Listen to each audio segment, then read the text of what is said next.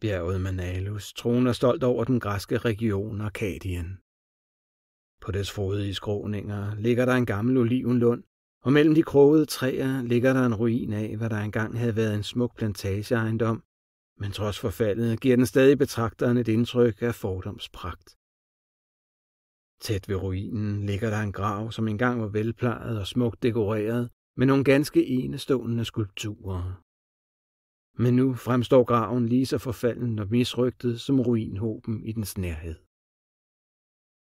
For enden af graven er der rejst en gravsten, udhugget af pentelisk marmor, men også den bærer præg af forfald og hælder slemt til siden.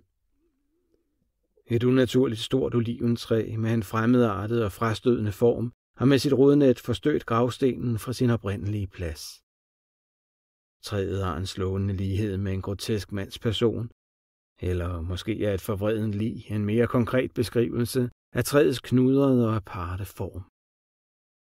Indbyggerne i den nærliggende by frygter alle for at passere oliventræet om natten, når månens svage lys stråler ned gennem det gamle træs krogede grene.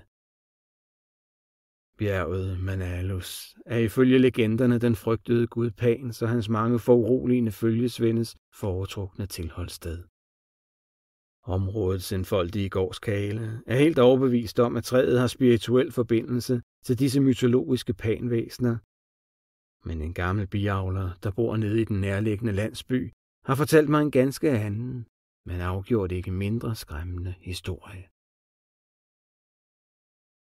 For mange år siden, da huset på bjergsiden var nyt og smukt, boede der to kunstnere ved navn Carlos og Musides. Deres værker var kendt og besunget fra Lydia til Neapolis.